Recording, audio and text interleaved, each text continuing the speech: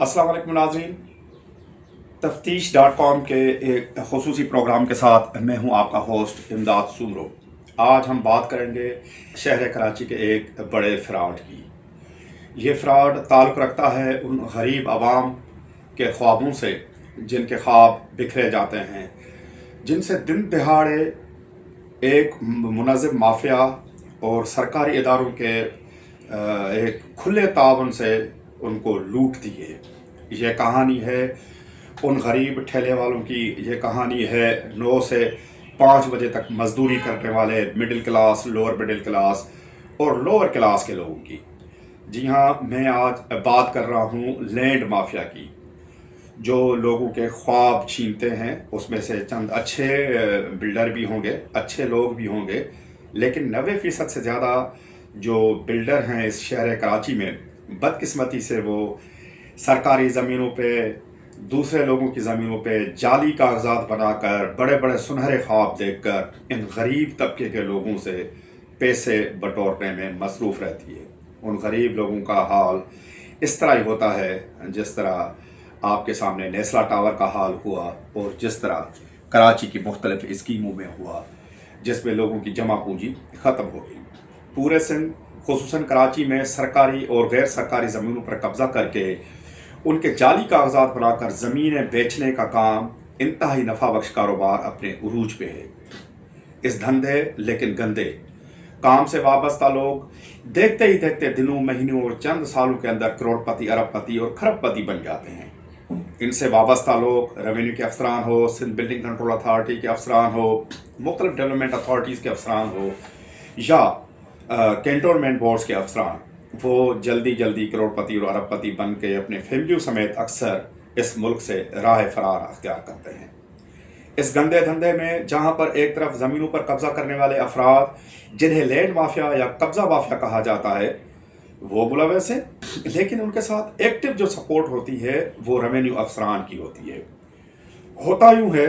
कि किसी भी आम शहरी या बिल्डर की ज़मीन पर ये लैंड माफिया के कारिंदे कब्ज़ा करते हैं, वहाँ बाकायदे मुसल्लह गिरोह बिठाते हैं। कभी कभी आपको वहाँ पर फैमिलियाँ भी नज़र आती हैं। ये भी उनका माफिया का एक हिस्सा होता है और ये इनका धंधा होता है। जो फैमिलीज़ आपको फटे पुराने कपड़ों में झुग्गियाँ बना के नज़र आती हैं, ये माफिया के कारिंदा ही होते हैं। फिर उन ज़मीनों के जाली दस्तावेज़ बन जाते हैं। उसके बाद जो उस ज़मीन का जायज़ मालिक होता है, असल मालिक होता है, उसके एक ना ख़त्म होने वाले चक्कर शुरू हो जाते हैं। रेवेन्यू ऑफिस के और अदालतों की एक ना ख़त्म होने वाली कार्रवाई शुरू होती है, जिसमें ज़मीन के असल मालिक को अपना हक़ मिल्कियत साबित करने के लिए सालों और दहाइयाँ लग जाती हैं। आखिरकार इन रेवेन्यू ऑफिस और अदालतों के धक्के खाकर ये तमाम कार्रवाई, अदालती कार्रवाई और ये सारा प्रोसेस अपने लवाहिकीन के हवाले करके अपने जायज़ और कानूनी मिल्कियत छुड़ाने की हसरत लेकर वो बंदा इस दुनिया से इस हसरत के साथ चला जाता है कि कभी उसके लवाहिकीन को इस ज़मीन का असल कब्ज़ा मिलेगा और वो इस ज़मीन के हकीकी वारिस तस्लीम होंगे। लैंड माफिया और उसके हवालियों का प्राइवेट अमलाक पर कब्ज़ा एक निस्बतन छोटा काम है। असल काम और मुनाफा बख्श कारोबार जो है वो होता है सरकारी अमलाक, ज़मीनें या प्लाट्स या पार्क्स ज़मीनों पर कब्ज़ा करना, जिनको उर्फ़ आम में स्टेट लैंड भी कहा जाता है। ये हमें कभी कभी चाइना कटिंग की सूरत में छोटे छोटे प्लाट करके लैंड माफिया बेच देती है और कभी कभी बड़े बड़े उन पे हमें प्लाजे भी नज़र आते हैं। ये काम होता कैसे है कि सरकारी ज़मीनों पे लाखों हज़ारों एकड़ ज़मीनों पे कब्ज़ा हो जाता है और वहाँ पर बड़े बड़े प्रोजेक्ट्स भी बन जाते हैं। और जब अदालती पकड़ होती है, नैब की पकड़ होती है या इदारों की पकड़ होती है, तो जो एंड यूज़र होता है, जिसने अपनी जमा पूंजी अपने ख्वाब लगाकर ये ज़मीन, फ्लैट, प्लाट या घर ख़रीदा होता है,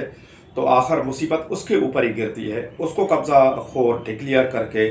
उनकी ज़मीनें ख़त्म की जाती हैं या उनके ख्वाब मिसबार किए जाते हैं, जिस तरह नेस्ला टावर में हुआ। ये होता इसलिए है कि उन ज़मीनों की निगहबानी करने वाले या इनका रिकॉर्ड रखने वाले या वो इदारे जो इसके कस्टोडियन होते हैं, या रेवेन्यू के इदारे, मुख्तियार कौर office, DC office, assistant commissioner office, ये इसके कस्टोडियन होते हैं। लेकिन ये कस्टोडियन अपने साथी सियासतदानों के साथ मिलकर इन ज़मीनों का कारोबार खुले आम करते हैं। असल नुकसान एंड यूज़र उठाता है, यानी वो आदमी जिसने किस्तें भरकर वो ज़मीन, प्लाट या फ्लैट लिया होता है, और सबसे ज़्यादा फ़ायदा उठाता है जो बेनिफिशरी होता है वो होता है बिल्डर, जो इन गरीबों के ख्वाब की चोरियों का ख़रीदार होता है। एक आम आदमी जो अपनी ज़िंदगी की जमा पूंजी इस शर्त पर ख़रीदता है, इस आस पर ख़रीदता है कि उसको और उसके बच्चों को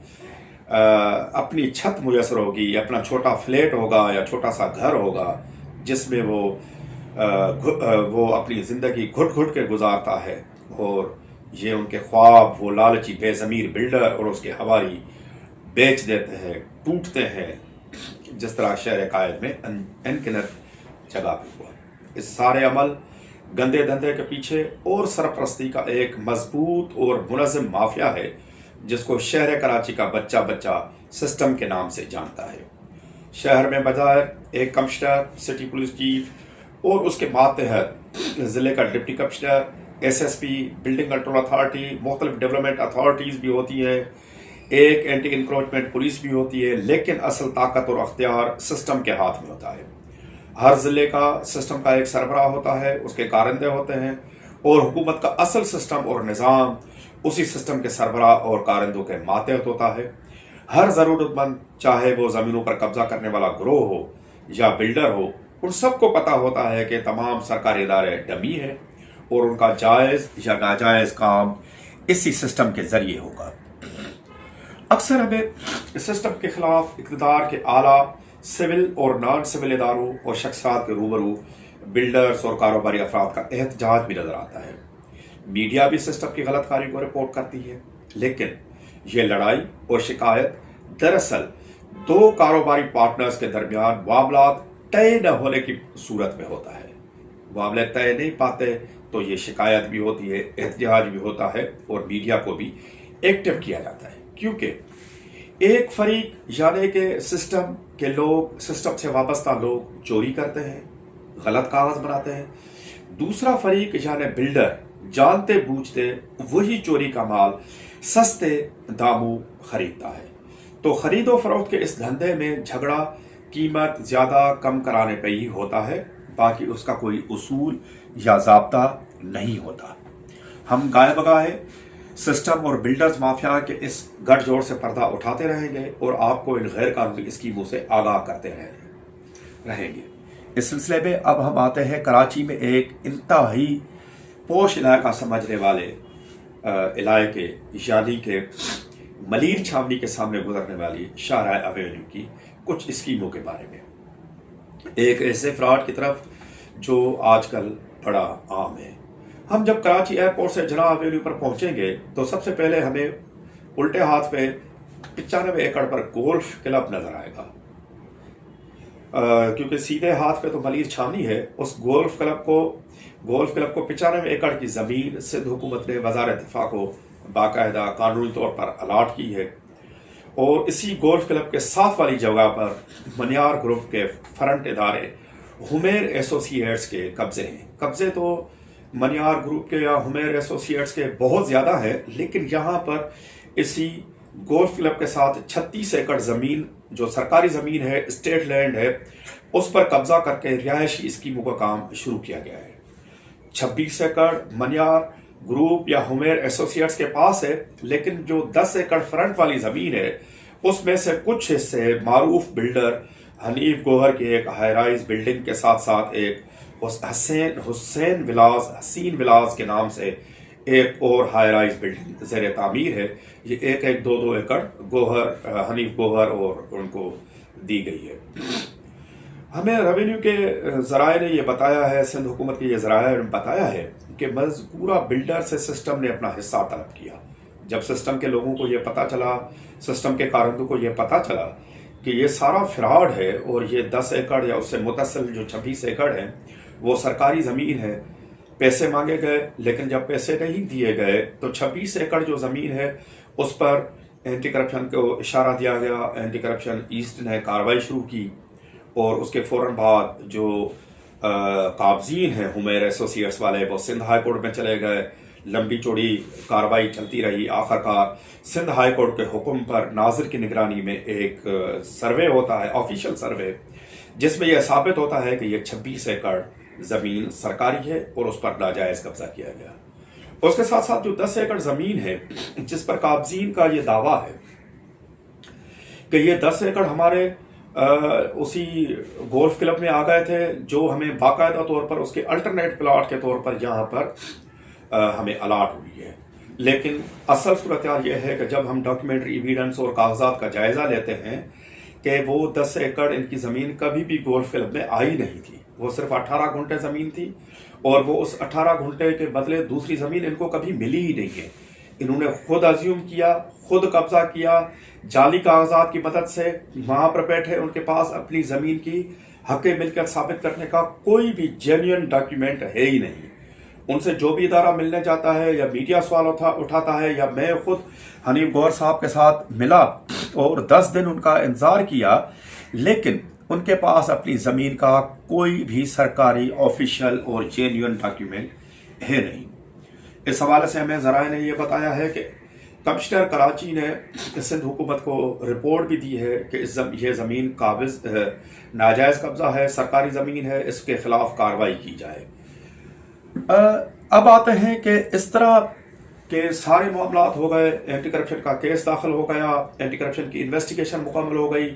انویسٹیگیشن مکمل ہونے کے بعد کیس کورٹ میں چلا گیا، لیکن اس کے باوجود وہاں پر ہائی رائز بلڈنگز کا کام جاری ہے اور زمین کے چھوٹے چھوٹے ٹکڑے کر کے ان کی خرید و فروخت جاری ہے۔ تو یہ ہوتا کیسے ہے؟ ہوتا ایسے ہے کہ